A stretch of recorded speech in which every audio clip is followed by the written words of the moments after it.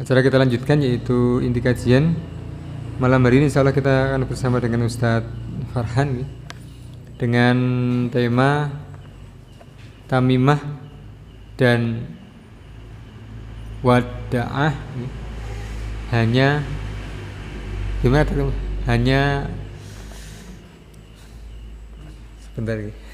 Temanya apa tadi lupa ya.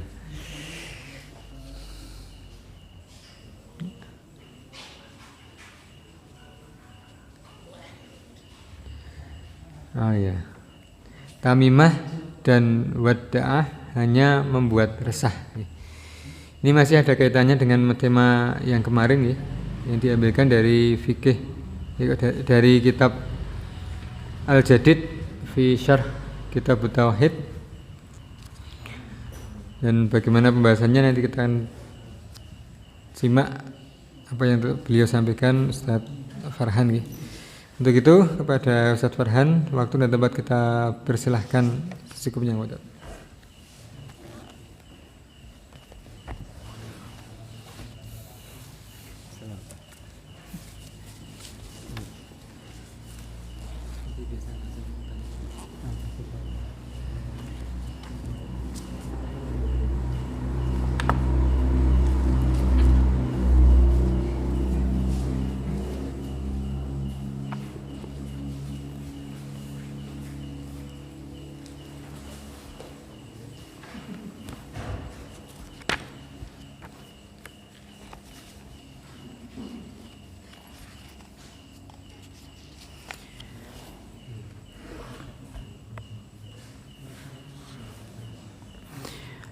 Bismillahirrahmanirrahim.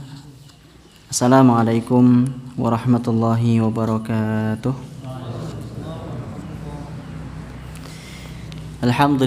Alhamdulillahirabbil alamin. Wassalatu wassalamu ala asyrafil anbiya'i wal mursalin wa ala alihi wa ashabihi wa man tabi'ahum bi ihsanin illa yaumiddin. Usikum wa iyaya nafsi bitaqwallah faqad fazal mu'minun faqad fazal muttaqun. Haitsu qala tabaraka wa ta'ala fil kitabil mubin. A'udzu billahi minasyaitonir rajim. Ya ayyuhalladzina amanu taqullaha haqqa tuqatih wa la tamutunna illa wa antum muslimun. Wa qala ya ayyuhalladzina amanu taqullaha wa qulu qawlan sadida yuslih lakum a'malakum wa yaghfir lakum dzunubakum wa may yuti'illaha wa rasulahu faqad faza fawzan 'azima. Wa may yattaqillaha yaj'al lahu makhraja wa may yattaqillaha yukaffir anhu sayyi'atihi wa yu'dhim lahu ajra wa may yattaqillaha yaj'al lahu min amrihi yusra. Allahumma anfa'na bima 'allamtana wa 'allimna ma yanfa'una warzuqna ilman ya karim. Ma'asyiral muslimin hadirin yang dimuliakan, alhamdulillah senantiasa kita bersyukur kepada Allah Subhanahu wa ta'ala atas limpahan rahmat dan nikmat yang telah Allah berikan kepada kita semenjak kita terlahir di dunia hingga hari ini. Kenikmatan Allah Subhanahu wa ta'ala belum pernah berhenti ya. Baik berupa nikmat sehat, nikmat sempat, terlebih kenikmatan iman, kenikmatan Islam.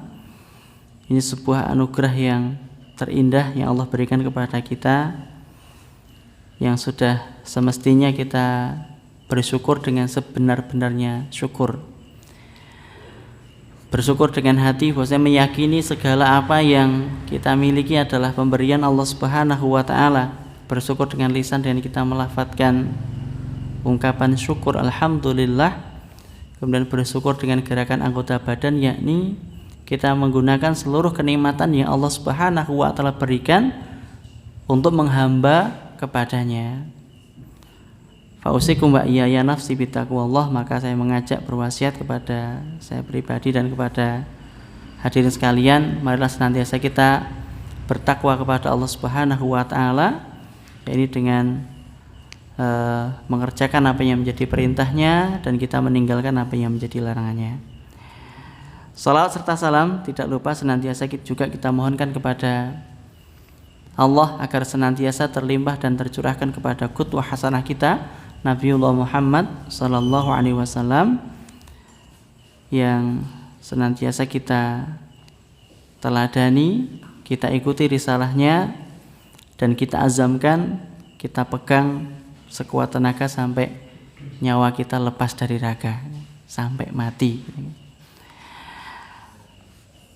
Para bapak serta rekan-rekan yang dimuliakan Allah Subhanahu wa taala, pada kesempatan malam hari ini kita diminta kembali untuk melanjutkan beberapa hadis dari bab yang kemarin kita sampaikan. Masih ada kaitannya dengan kesyirikan, ya, masih ada kaitannya dengan kesyirikan, yang mana ya, sepanjang hidup, ya, sejak zaman dahulu sampai zaman nanti bahkan, ya, kesyirikan ini akan senantiasa ada dengan berbagai macam bentuk, varian yang berbeda-beda tentunya. Ya. Makanya hal ini perlu kita waspadai, karena kesyirikan adalah sebuah penyakit hati, penyakit keimanan yang tidak hanya merusak kehidupan dunia kita, akan tapi juga merusak masa depan akhirat kita. Ya.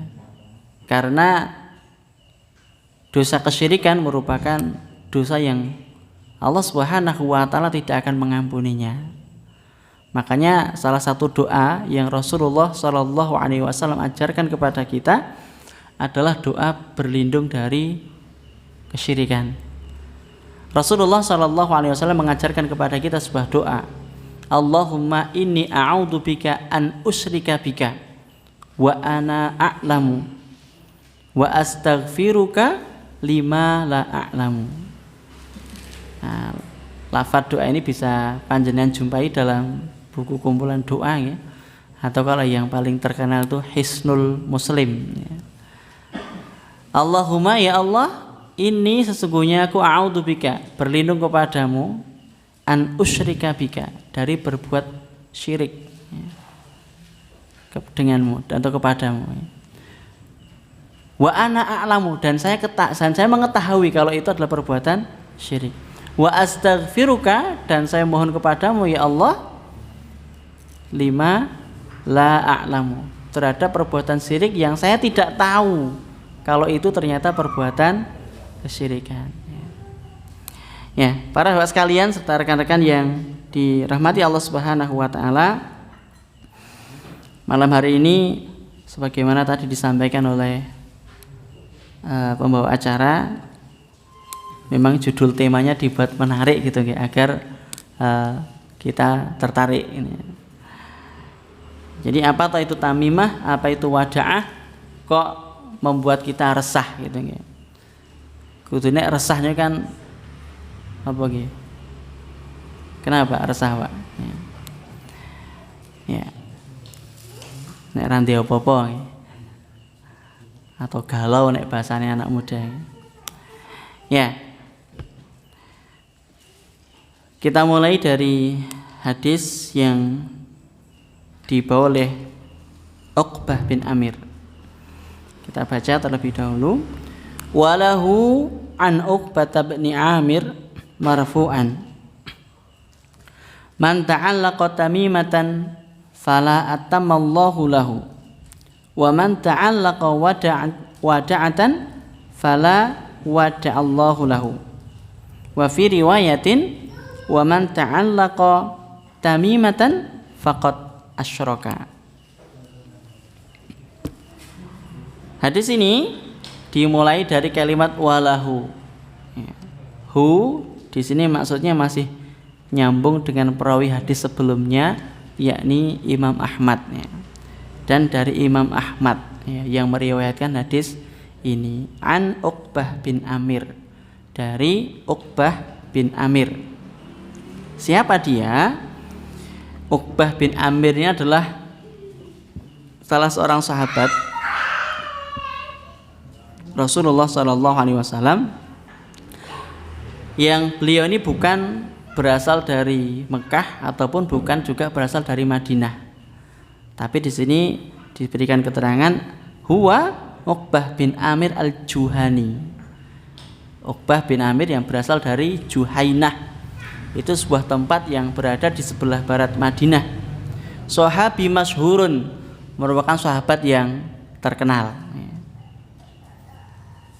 Kana suja'an, beliau itu dikenal karena pemberani, faqihan, orangnya faqih, syairan, beliau juga ahli di dalam bersyair, ahli dalam bersyair, qari'an, orang yang qari. Qari ini kalau disebutkan dalam sebuah keterangan hadis atau ayat, disebutkan qari itu maknanya orang yang tidak hanya membaca Al-Quran, tapi dia orang yang paham, orang yang hafal, juga orang yang mengamalkan Al-Quran. Bahkan di masa-masa penaklukan Afrika, Uqbah bin Amir ini termasuk andil dalam penaklukan Afrika, dan sempat juga menjadi seorang gubernur di Mesir yang meriwayatkan hadis ini marfu'an. Di sini ada keterangan hadis yang diriwayatkan oleh Uqbah bin Amir marfu'. Kalau kita belajar istilah-istilah hadis atau mustalahul hadis, maka istilah hadis marfu' ini maknanya hadis yang tersambung sampai Rasulullah Shallallahu Alaihi Wasallam. Nanti ada beberapa istilah, ada marfu', ada mauquf, ada maqtu', ada matruk, ada maudhu', dan seterusnya. Itu nanti istilah-istilah dalam ilmu hadis. Marfu'an maksudnya hadis ini tersambung kepada Rasulullah Sallallahu Alaihi Wasallam. Kalau mauquf ini tersambung sampai sahabat, begitu nggih.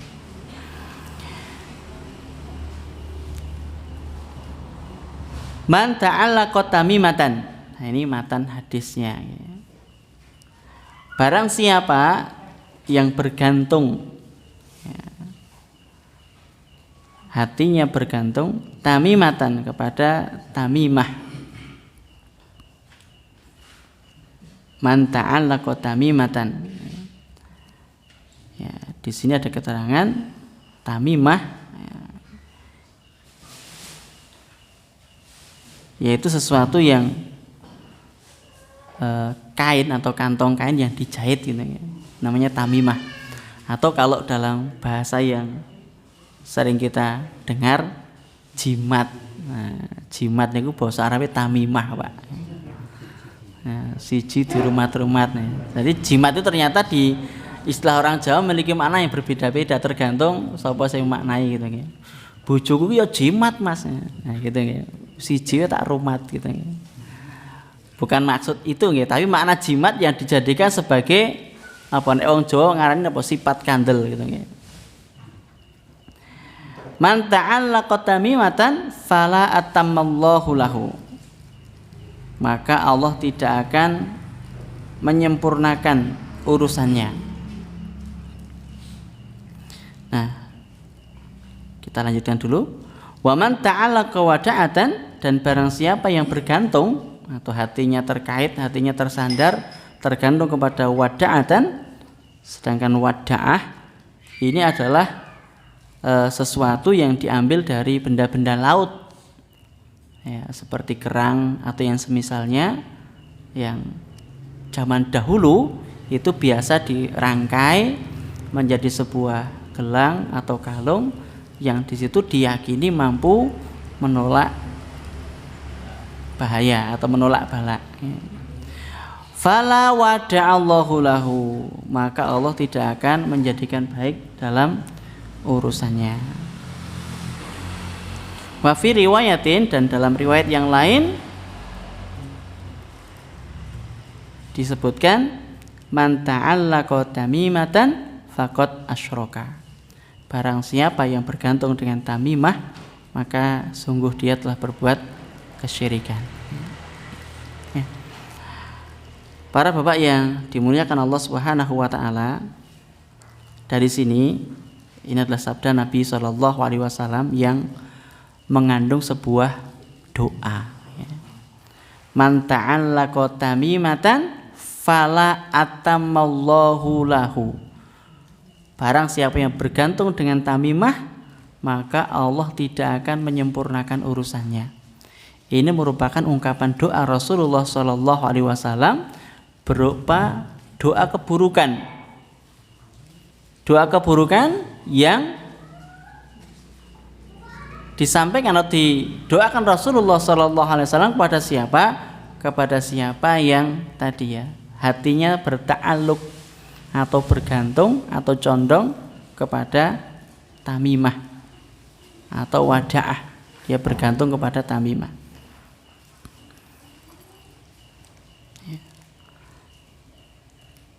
Ini doa keburukan. Padahal kita tahu Rasulullah Muhammad Sallallahu Alaihi Wasallam itu disifati oleh Allah Subhanahu Wa Taala di dalam Al-Quran sebagai orang yang ruhama, orang yang memiliki kasih sayang luar biasa. Muhammadun Rasulullah walladzina ma'hum asyidda'u 'alal kufar ruhama'u bainahum. Rasulullah memiliki sifat kasih sayang yang melebihi umumnya orang. Akan tapi sampai Rasulullah mendoakan keburukan bagi siapa yang bergantung hatinya, bertawakal kepada tamimah. Hal ini menunjukkan bahwa bergantung kepada tamimah atau jimat, ini merupakan suatu hal yang haram atau setidaknya hal yang buruk. Sampai-sampai Rasulullah Shallallahu Alaihi Wasallam mendoakan keburukan kepada orang tersebut. Man ta'allaqa tamimatan fala atammallahu lahu. Allah tidak akan menyempurnakan urusannya. Maksudnya apa? Ya, dia tidak akan pernah mencapai apa yang dia harapkan dari tamimah itu sendiri. Misalnya dia pengen selamat, justru dia tidak selamat. Umpamanya pengen ampuh, ora sida dadi ampuh begitu. Ya, karena Allah Subhanahu Wa Taala tidak akan menyempurnakan urusannya. Wa man ta'allaqa wada'atan, demikian juga orang yang bergantung dengan wada'ah. Ya, ini sebenarnya mirip ya, hanya saja wada'ah ini disebutkan secara lebih spesifik adalah diambil dari benda-benda laut ya, yang dirangkai ya, kemudian dijadikan sebagai jimat. Nah, hadirin para bapak sekalian serta rekan-rekan yang dimuliakan,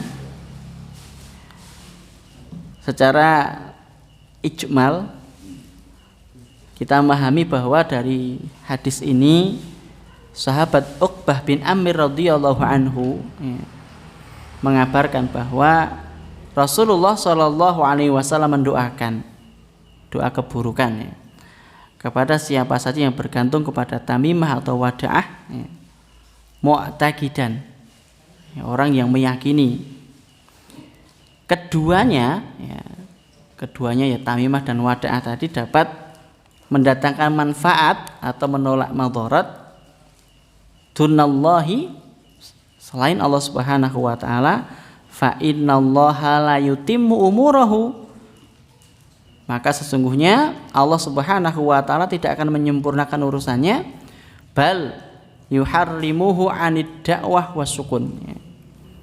Bahkan Allah mengharamkan baginya apa? Ketenangan. Wa akhbara anna mithlu hadzal amal batil. Dan juga mengabarkan bahwa amal yang seperti ini adalah perbuatan yang batil. Bahkan di dalam riwayat yang lain tadi yang kita bacakan, tamimah ini merupakan kesyirikan. Di ana sahibuha i'taqada fiha naf'utunallahi ta'ala. Karena pelakunya atau orang yang bergantung kepada tamimah dan wada'ah tadi, ya dia memiliki keyakinan bahwasanya ada perkara lain yang dapat mendatangkan manfaat dan madarat selain Allah Subhanahu wa taala. Di situ letak kemusyrikannya. Menjadikan sesuatu selain Allah dapat memberikan manfaat atau dapat menolak madarat. Nah, para bapak sekalian, tentu hal ini kembali kepada kaidah yang kemarin kita sampaikan ya, bahwasanya seperti wada'ah, benda-benda laut atau kerang tadi, terbagi menjadi beberapa perkara. Ya. Yang pertama, jika seseorang ya, yang merangkai dari benda-benda laut ya, kemudian dengan maksud tujuan hanya untuk hiasan saja ya. Kalau memang hal itu menarik ya, hal itu menarik dan betul-betul indah dipandang tanpa adanya keyakinan bahwa benda yang dirangkai tadi dapat menolak madharat dan mendatangkan manfaat, maka ini tidak masalah. Pamanipun panjenengan saking Pantai Kuaru nilai kok nemu kerang cilik-cilik apik ngoten nggih. Direnteng ngangge bolah digantungke ten nggen lawang tinggi hiasan. Kalau tanpa ada keyakinan dan ternyata itu memang hiasan yang menarik, maka boleh. Kalau sebagai hiasan. Akan tapi kalau yang dirangkai ternyata menyerupai jimat, menyerupai benda-benda yang biasa digunakan untuk jimat tadi, walaupun tanpa keyakinan, ini tetap tidak diperbolehkan atau haram hukumnya. Karena apa? Tasyabuh. Dan yang kedua, kalau dia meyakini bahwasanya benda itu dengan sendirinya, nek wa kan sebatas untuk hiasan ya, asalkan tidak bentuknya tidak menyerupai jimat, jadi secara umum orang ngerti bentuknya jimat seperti apa.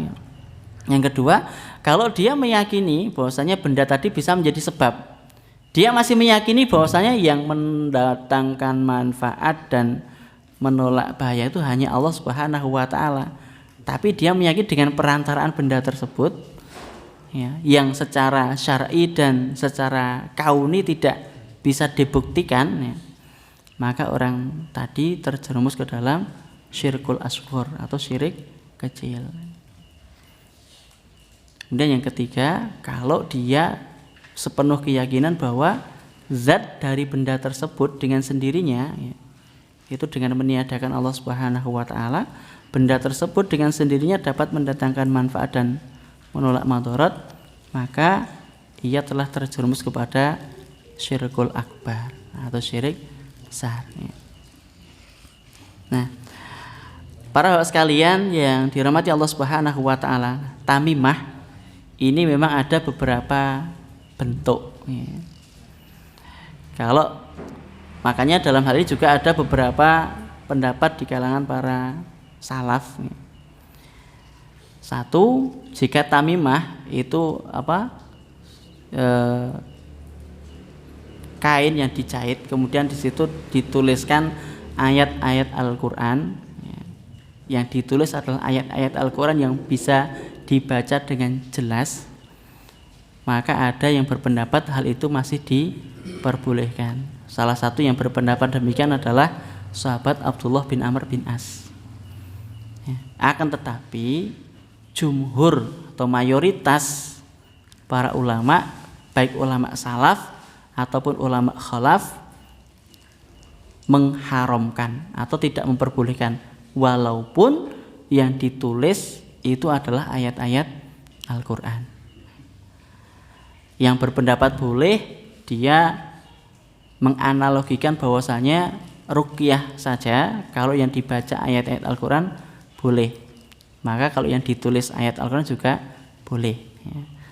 Tapi ini hanya pendapat minoritas. Adapun mayoritas pendapat para ulama baik salaf ataupun khalaf, tamimah bentuknya apapun itu tetap masuk dalam kategori syirik.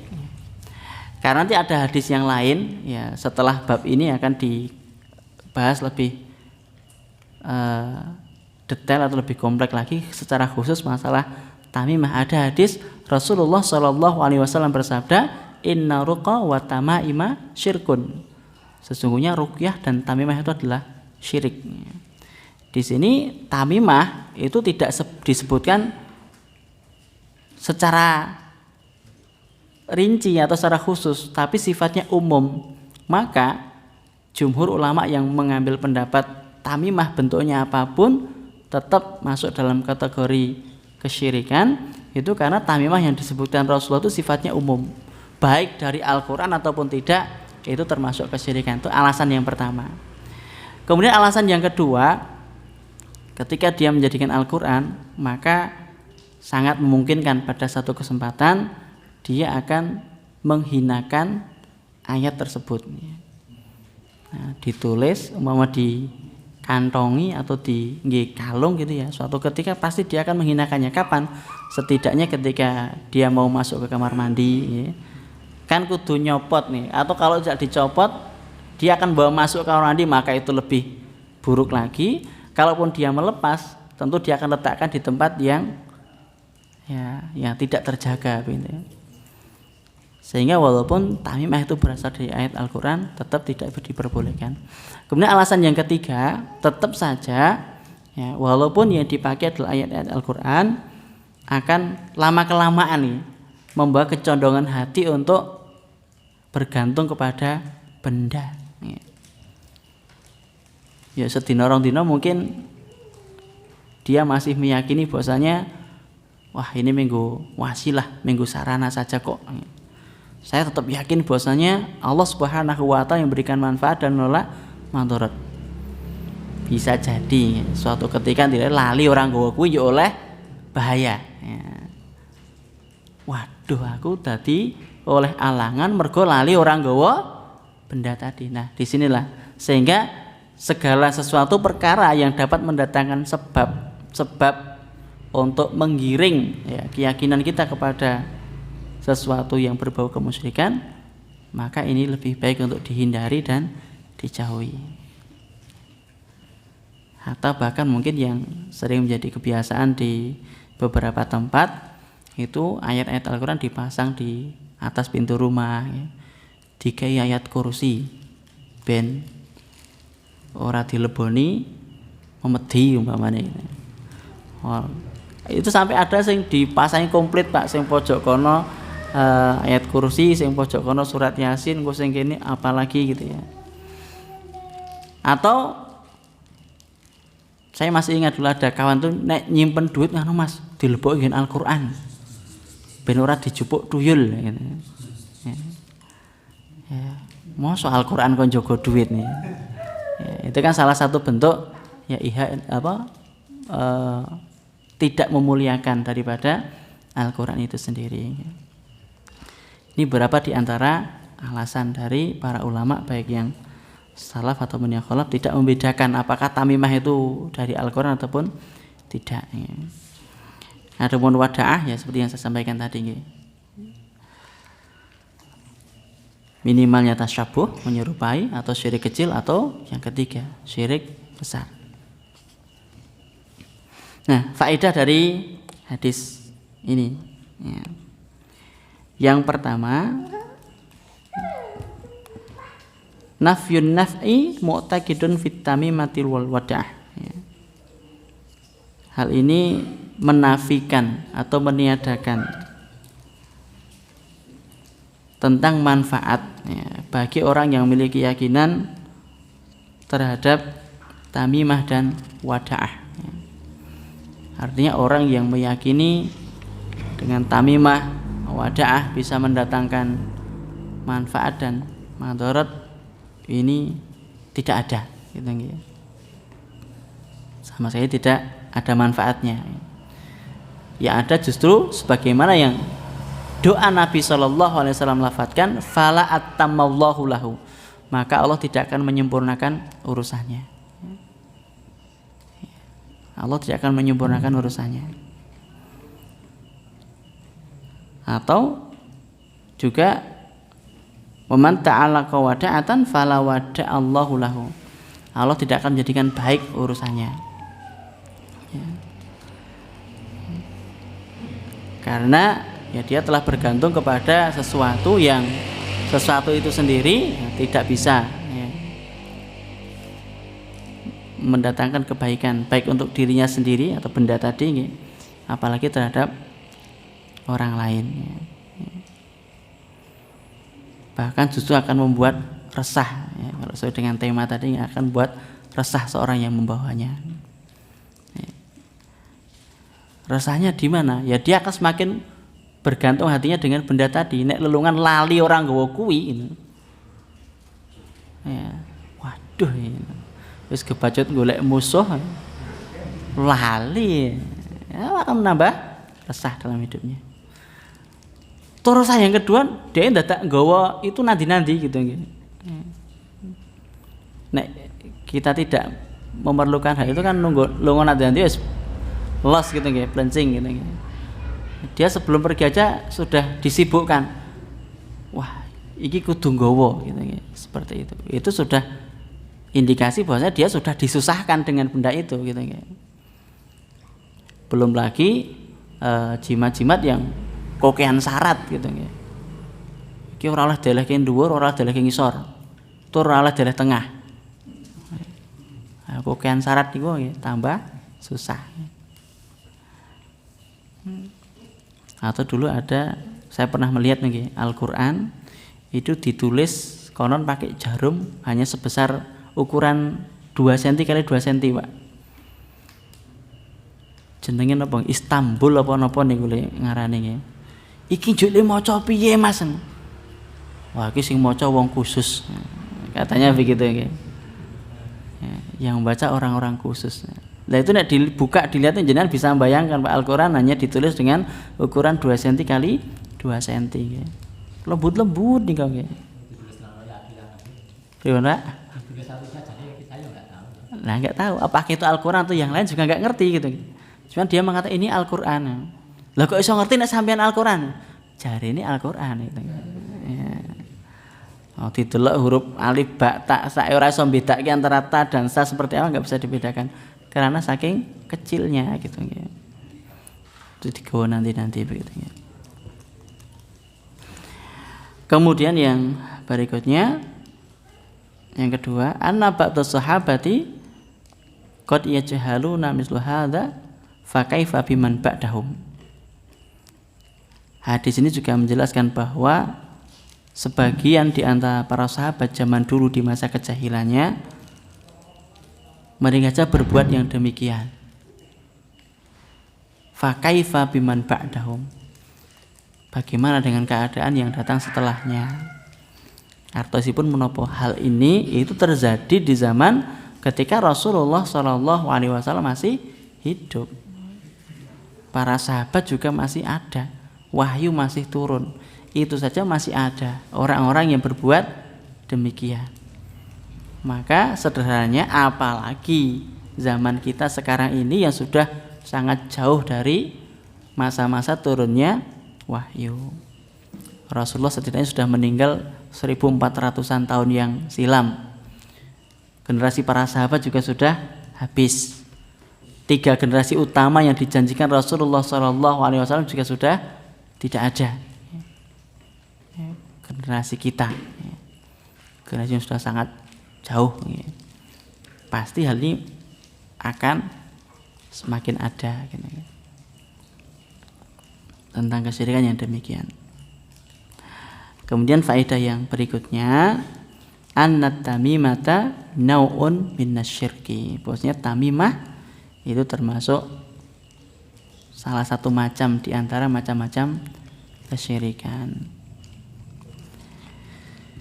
Ini hadis yang pertama. Kemudian hadis yang kedua dari bab kemarin, maaf. Dan ini hadis yang terakhir dari bab memakai benang, termasuk kesyirikan memakai benang, gelang dan benang untuk menolak balak dan menghindarinya. Wali ibni Abi Hatim an Hudzaifah annahu ra'a rajulan fi yadihi khaytun minal huma faqata'ahu wa tala qauluhu ta'ala wa ma yu'minu aktsaruhum billah illa wa hum musyrikun.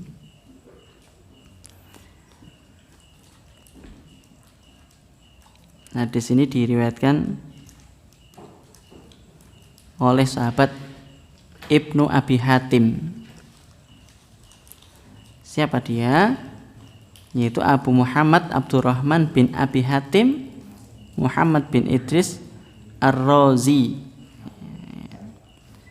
yang beliau ini wafat pada tahun 328 Hijriah rahimahumullah. an Hudzaifah, dia mengambil dari sahabat Hudzaifah, yaitu Hudzaifah ibnu Yaman, sahabi jalil, merupakan sahabat yang mulia, minasabiqin, termasuk di antara as-sabiqunal awalun. Dan dalam sebuah riwayat, Al-Yaman, bapaknya Hudzaifah ini wafat pada saat perang Uhud, dan meninggalnya itu karena tidak sengaja terbunuh oleh sesama kaum muslimin.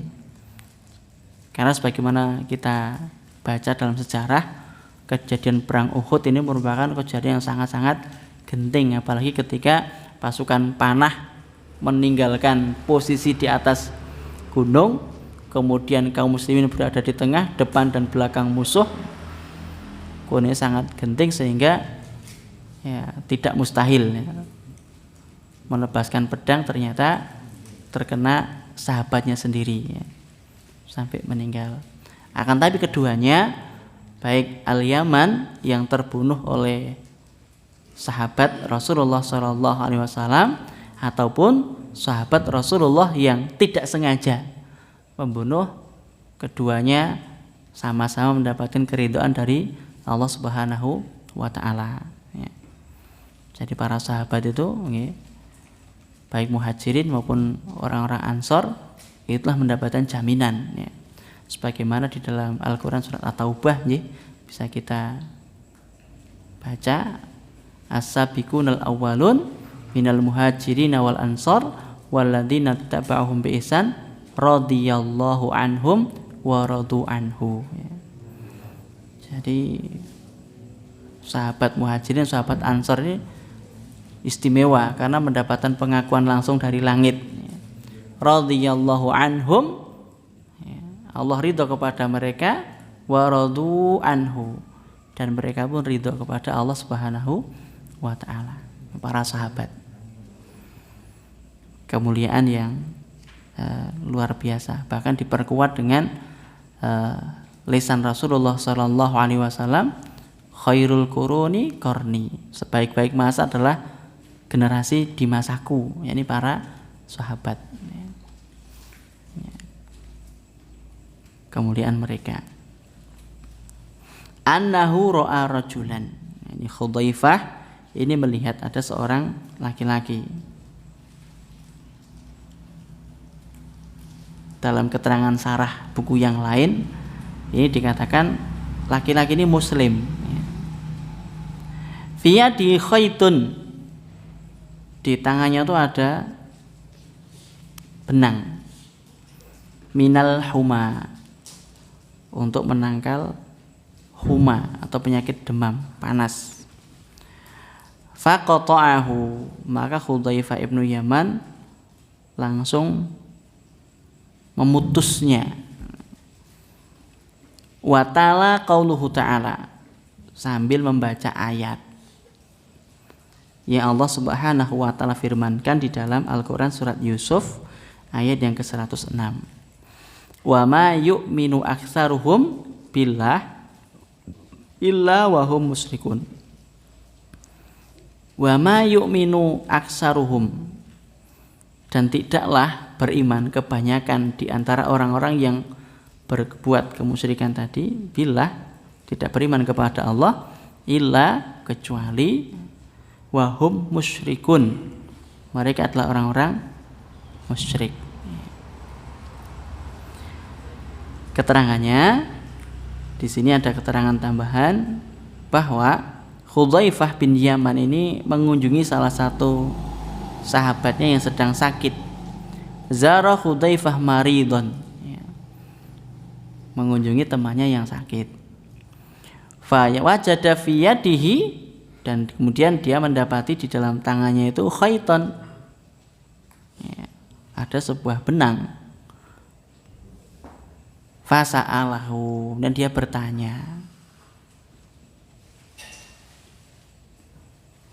Falamma sa'alahu an irdihi min hadzal khait, ketika dia bertanya tentang tujuan atau maksudnya benang itu apa gitu nggih. Fa akhbarahu, kemudian orang yang dikunjungi atau orang yang sakit dengan mengikatkan benang tadi, dia mengabarkan annahu, sesungguhnya benang itu lidaf'il huma, untuk menolak penyakit demam atau panas. Saya masih ingat nih, beberapa generasi di bawah saya dulu nih, biasa itu anak-anak kecil biasanya pun sing tesih nembe lahir sampai umur sekian bulan itu sok dikencangi napa nggih, bolah nggih, direntengi bunder-bunder juga kula mboten ngerti napa nika nggih. Nggih. Nek ten iki wonten mboten, Pak? Biyen nonton nggih. Biyen nonton, sakniki pun ngaji dadi wis ora nono gitu. Biyen dek dereng ngaji terus nonton. Ya. Saya masih kadang menjumpai beberapa. Ya nek maksudnya tinggi hiasan poyo apik gitu nggih. Dan memang di situ ada keyakinan untuk menolak ben ora kena sawan, nek wong Jawa lingane begitu nggih. Sampai ada di sebuah kampung itu janjane tukang pijet, Pak. Tapi angger bayi dipijet ke rono iki mesti wah iki kena sawan. Sawan iki macam-macam, Pak. Ana sawan manten, ana sawan mayit, ana sawan wong supitan barang gitu. Tapi wis kadang terkenal pokoke nek ndono ki le mijeti kur sedilit ning langsung mari gitu. Lidaf ilhuma, kata sahabat tadi. Benang ini untuk menangkal huma. Faqata'ahu Hudzaifah. Maka Hudzaifah tanpa minta izin langsung diputus begitu aja ya. Fa'iltabarahu syirkan. Dan dia menyampaikan bahwasanya hal yang demikian itu merupakan kesyirikan. Mustaddilan, dia berdalil dengan ayat yang tadi dibaca. Wa ma yu'minu aktsaruhum billah illa wa hum musyrikun. Wa manal ayat, di sini ada keterangan ayat, anna katsiran minan nasi, bahwasanya kebanyakan di antara manusia itu yakunu mu'minan billah. Ya, mereka beriman kepada Allah Subhanahu wa taala, walakinna yakhlutu imanahu bisyirki. Terkadang mereka mencampurkan keimanannya itu dengan kesyirikan. Ya wong muslim sih begitu itu. Tapi terkadang keislamannya atau keimanannya ya, masih bercampur dengan keyakinan-keyakinan yang demikian. Nah, kesyirikan. Ini di masa para sahabat ya. Atau memang keyakinan jahiliyah zaman sebelum datangnya Rasulullah Shallallahu Alaihi Wasallam. Nah, ini masih membekas, gitu ya. Masih membekas. Atau nek di Jawa khususnya itu karena sebelum datangnya Islam itu pemahaman yang ada adalah animisme, dinamisme, ya. Keyakinan terhadap adanya kekuatan roh halus, gitu ya. Ditambah lagi apa nggih, keyakinan yang demikian kemudian dikemas, dibungkus dengan sesuatu yang seakan-akan Islami gitu ya. Ya sudah, orang tidak tahu kalau ternyata itu musyrik karena sudah dikemas, dibungkus dengan nuansa Islam. Ya. Nah, ini di beberapa tempat masih marak, Pak. Apalagi sasi ini sasi ngeten iki gitu ya. Sasi suro gitu ya. Masih marak gitu ya. Bahkan belum lama kemarin malam Ahad kemarin ya, itu di desa sebelah gitu. Ya tandika ya do ngaji, Pak, do tahlilan, tapi neng sendang. Padahal neng masjid pengajian. Sampai jamaah masjid sing pengajian iki, lha nek pancen kuwi apik ngopo kok ndaten neng kebon, neng sendang kerah lemut kok ora neng masjid wae bilang gitu. Ya mantanglet panitiane mriko ngoten. Tanyakan kepada panitianya gitu.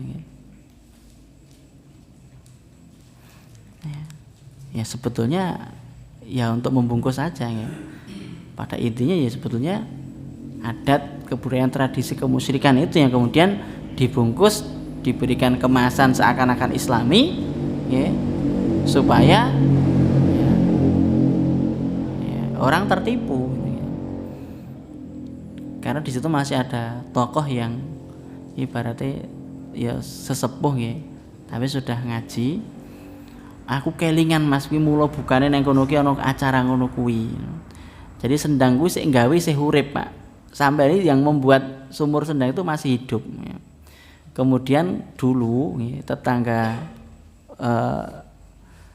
sendang tadi kan nganake acara hajatan supitan. Biasa tahun 70-an sekian itu nek di sana itu masih biasa orang supitan nanggap jadilan, nanggap kedoprak itu masih biasa, masih lazim gitu. Karena hiburan masyarakat pada waktu yang ada yang lain. Jangan semono ono YouTube gitu nggih. Endenge ming ndelok jadilan, wayang apa reok dan lain sebagainya. Itu supitan nanggap jadilan. Ya, kersane setan gitu nggih.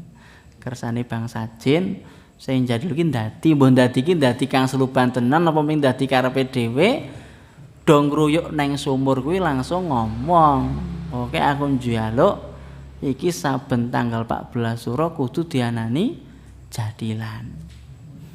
Nah, niku ceritane. Itu yang cerita saksi hidupnya, Pak. Kemudian apa namanya? Ya, tak turuti karepmu ning aku njaluk pokoke warga kene kudu slamet. Nah, dilala ya masyarakat isih wedi karo urusan roh halus niku wau to nggih. Ya tak pinangkani kekarepanmu ning aku ya duwe penjaluk warga kene do paringana slamet. Ya sudah. Sampai hari ini ada yang demikian. Nah, nyatanya ya ora selamat terus gitu nggih.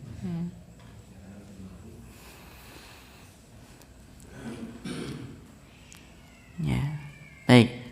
Faedah dari hadis yang kita bacakan kedua, satu. Izalatul munkari bil yaddi walau lam ya'zan sahibuhu. Menghilangkan kemungkaran dengan tangan, ya. Walaupun tidak izin, tidak atas izin dari pemiliknya, terutama dalam perkara niki, dalam perkara kemusyrikan. Nek weruh nganggo jimat, nganggo penangkal, langsung dipotong tanpa nunggu izin dari pemiliknya. Ini merupakan kebaikan. Sebagaimana dicontohkan oleh sahabat Hudzaifah Ibnu Yaman. Ditekoni apa iki? Gunung ulak balak wis rasah kakean rembug langsung diputus. Kalau itu berkaitan dengan ini, berkaitan dengan benda-benda yang menempel baik gelang ataupun kalung. Kemudian yang kedua faedahnya ana ittikhadul khait wa nahwi lidaf'il dharari syirkun. Bahwasanya menjadikan benang dan semisalnya. Jadi di sini benang, tamimah, wadaah itu hanya perwakilan dari benda-benda yang serupa. Nah, kalau kemarin dicontohkan ada ake, ada keris, ono iket. Ya, intinya sama. Bahwasanya menjadikan benda-benda tadi untuk menolak madharat atau menolak bahaya itu syirkun, termasuk perbuatan syirik. Paling kecil adalah syirik kecil dengan menjadikan benda-benda tadi sebagai sebab. Paling besarnya adalah meyakini bahwasanya benda itu dengan sendirinya dapat menolak madharat. Itu termasuk kesyirikan. Kemudian yang berikutnya wujubu ingkarul munkar, wajibnya mengingkari kemunkaran.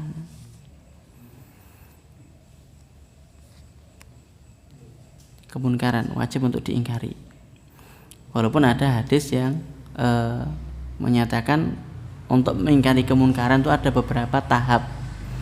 Sebagaimana yang Rasulullah Shallallahu Alaihi Wasallam sabdakan, man ra'a minkum munkaran falyughayyirhu biyadihi fa illam yastati fa bilisanihi fa illam yastati fa biqalbihi wa dzalika ad'aful iman.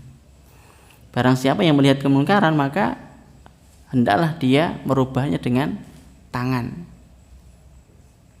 Fa illam yastati, kalau dia tidak mampu dengan tangan, fa bilisanihi, maka dengan lesannya.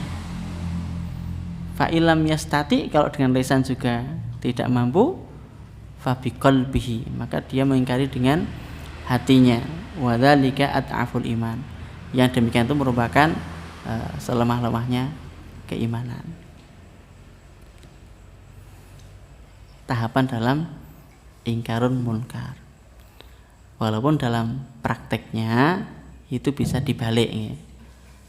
Nek cukup dengan isyarat kok dia sudah berubah kemunkarannya, maka tidak perlu menggunakan tangan. Nek dikandani dhewe leren anggone tumindak kemunkaran, maka ya tidak perlu dipukul, tidak perlu atau ditangani begitu ya. Tahapan ingkarul munkar. Dan faedah berikutnya yakni amiku fahmus sahabati radhiyallahu anhum wasi'atun ilmuhum. Hadis ini juga menunjukkan kepada kita tentang dalamnya pemahaman sahabat serta luasnya ilmu mereka. Ya, ditunjukkan dengan tadi perbuatan sahabat Hudzaifah bin Zaman memutus tadi bukan tanpa dasar atau bukan tanpa alasan. Dia bisa menunjukkan dalil dengan ayat atau firman Allah Subhanahu wa taala untuk menjelaskan alasan dia kenapa memutus tali yang dipakai untuk menolak penyakit tadi. Kan itu merupakan kemusyrikan, merupakan kesyirikan. Jadi penyakit dohirnya urung karuan mari, penyakit hati dan penyakit imannya parah gitu ya. Panasnya urung karuan mari ya. Karena secara syar'i dan secara ilmiah kan tidak terbukti bahwasanya benang bisa menyembuhkan sakit panas atau demam. Makanya urung karuan mari begitu ya. Tapi penyakit hati atau penyakit keimanannya jelas. Ya. Nah, yang kelima, faedah dari hadis ini annasyirku yujadu fi hadhil ummah. Bahwasanya kesyirikan itu terdapat di dalam masa-masa para sahabat hadil ummah. Apalagi di masa-masa sekarang. Tentu ada. Bahkan sebagaimana kami sampaikan kemarin, kesyirikan juga mengikuti perkembangan zaman. Perkembangan zaman. Hari ini modele online, bisa jadi juga ada syirik online. Bisa jadi. Nanti kalau tidak ngirim berita ini maka Anda akan celaka. Wikit zaman kertas fotokopian zaman biyen, saiki saya onten mulai lewat broadcast gitu. Ket kula cilik niku wonten nggih. Mendapatkan informasi dari penunggu makam Rasulullah.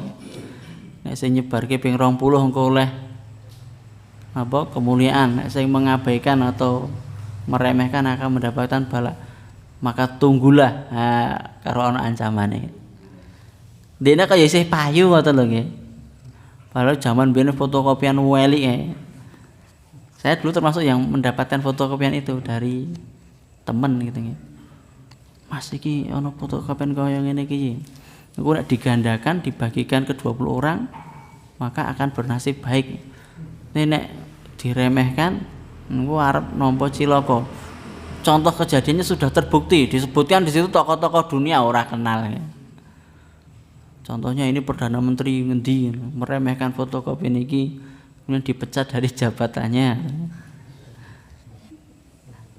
Pas musim WA media sosial ya masih ada ternyata. Kemudian yang berikutnya terakhir, bahwasanya hati seorang terkadang ya, dalam keimanannya itu juga terselip keyakinan-keyakinan kesyirikan ya, terkadang. Maka perlu kita waspadai bersama ya, hal-hal yang demikian ini ya, setelah kita pahami bahwasanya benda-benda apapun gitu, itu yang bisa menjadikan penyebab ya, penolak madarat atau mendatangkan manfaat, ini merupakan perkara yang bisa menghantarkan kepada kesyirikan, maka sebisa mungkin ya, kita minimalisir ya. Kalau bentuknya jelas jimat itu bagi warga yang sudah sering ngaji mungkin hal itu wis ora ono gitu. Tapi terkadang yang berbau-bau Islami ya, berbau-bau Al-Quran, itu terkadang yang masih ada. Wong ternyata juga masih ada ya. Iki ora kaya jimat was ming dirajah nganggo ayat Al-Quran. Santri niku Pak ya. Pondoke ngerti kula nggih. Saya ketemu dengan salah seorang santrinya. Kemudian dia membawa buku tebal gitu nggih. Ini buku dari Pak Kiai. Isinya rajah tok. Ya saya sempat tertarik itu. Dadi nek nggawa tulisan iki Mas, engko iso duwe pukulan ton. Pukulan ton ki apa? Engko nek sampean ngantem bobote sak ton. Kaya Haji Maundri gitu. Haji Maundri Anoman. Itu berkembang di salah satu atau mungkin saya yakin ada di beberapa ya, pondok-pondok pesantren klenik gitu ya. Karena memang ada ya. Bahkan belum lama ini sekitar beberapa hari yang lalu di salah satu pondok pesantren yang saya sebutkan tadi nganake ritual ya. Kabeh do nyandang Jawa mbleh ingkung wakeh Pak ingkunge ya 41 napa 50 to kok nggih. Ada ritual. Ketika ditanya acara napa niki? Syukuran suran. Ya, di acara syukuran suran. Sing nek wong njaba ngerti iki dudu pondok pesantren, iki mesti padepokan tertentu. Kenapa ya hadir di situ ora macak santri, Pak? Nggo blangkon, nggo sorojan, nggo jarik. Ora ketok nek santri gitu ya. Ngertine ya padepokan. Allah alam bisawab. Nah, hal-hal syubhat seperti ini yang terkadang di tengah masyarakat sulit untuk kita kendalikan. Oh iki kiai lho Mas sing anak iki. Sampeyan iki sapa? Gitu ya. Iya.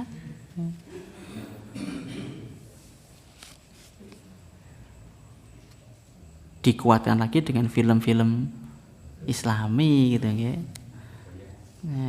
Daman si pitung arep dibedil nganggo gotri ditulis nganggo napa? Tinta emas ya dijur ngoten ya. Atau film Wali Songo yang terkadang itu menguatkan ya nuansa-nuansa kemusyrikan dan kesyirikan yang telah merebak di masyarakat. Tentu film-film Wali Songo yang sudah dikemas dengan nuansa mistik gitu ya. Karena sampai hari ini juga belum kita jumpai buku-buku yang menceritakan tentang perjuangan para wali terutama di tanah Jawa secara otentik ya. Bahwa secara otentik atau mungkin saya yang kurang referensi, tapi saya sendiri belum pernah menjumpai yang secara real itu bisa diuji secara kebenarannya. Ibarat nek hadis itu ada matan dan sanad yang bisa diruntut. Nek hadis kan jelas nih. Ini dari siapa? Dari fulan, dari fulan, dari fulan, dari fulan. Nanti ketemu, bisa dirujuk. Oh, di dalam riwayat ini ada perawi yang dikenal sebagai wong lalen. Ya, dia esok lali nek ngapal ke. Berarti di situ kemudian dilemahkan riwayatnya. Ya. Itu kalau hadis. Kalau cerita-cerita seperti ini, nonton boten kira-kira rawinya. dari siapa ya. Nek jarene Pak Dene kakangane tanggane ponakane sing tangga desa kae kono kae ya wis ilang le goleki. Wallahu a'lam bishawab. Saya kira sekian dan demikian terlebih dahulu nggih para Bapak sekalian yang dimuliakan, dua hadis melengkapi dari bab yang kemarin kita sampaikan terkait dengan tamimah dan wada'ah. Hal ini kenapa bisa membuat resah? Karena Rasulullah SAW sendiri mendoakan, ya, la atammallahu lahu, ya, wala wada'allahu lahu. Dari doa Rasulullah inilah yang membuat kita resah. Bahwasanya Allah tidak akan menyempurnakan urusannya, Allah tidak akan menjadikan baik urusan orang-orang tadi. Kalau didoakan Rasulullah dengan keburukan seperti ini, kok kemudian seorang muslim tidak merasa resah, ya ada pertanyaan di situ. Wallahu a'lam bishawab. Al-haqqu min rabbika fala takunanna minal mumtarin. Yang hak adalah datanya dari Allah Subhanahu wa taala. Jika banyak salah dan kekurangannya adalah dari syaitan dan dari kejahilan kami. Kita beristighfar kepada Allah Subhanahu wa taala, mudah-mudahan Allah Subhanahu wa taala mengampuni dosa-dosa dan kesalahan kita. Aku qouli hadza wa astaghfirullah wa lakum wa lisairil muslimina wal mu'minin fastaghfiruhu innahu huwal ghafurur rahim. Sebelum kami akhiri, barangkali ada hal-hal yang ingin disampaikan dari panjenengan, kita persilahkan, semoga.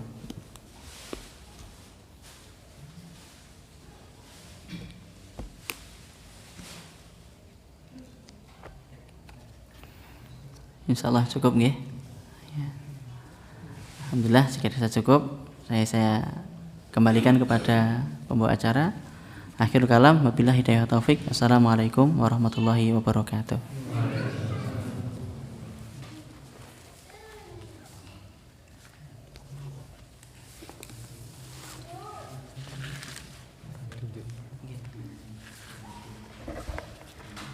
Jazakallah, kita ucapkan kepada Ustaz Farhan yang telah menyampaikan materi malam hari ini tentang tamimah dan wada'ah. Mungkin di publikasi tadi tulis tamimah, teman-teman mungkin agak bingung tamimah itu apa ya. Nah, ternyata tamimah adalah azimat nih, jimat. Nah, seperti tadi apa yang disampaikan oleh Ustaz Farhan nih, mari kita amalkan dan kita hindari segala bentuk tamimah. Dan bagi rekan-rekan yang mempunyai saudara atau tetangga atau yang lain yang masih menggunakan hal tersebut, marilah kita bareng-bareng mengingatkan. Ikhwani fillah rahimakumullah. Tidak ada pertanyaan? Masih kita buka kalau ada. Sudah paham? Ya, karena tidak ada pertanyaan, ya, kita lanjutkan untuk acara selanjutnya, yaitu lain-lain informasi. Mungkin dari pengurus pesantren ada yang mau disampaikan, kita persilahkan. Kang Nuri ada? Assalamualaikum warahmatullahi wabarakatuh. Waalaikumsalam warahmatullahi wabarakatuh.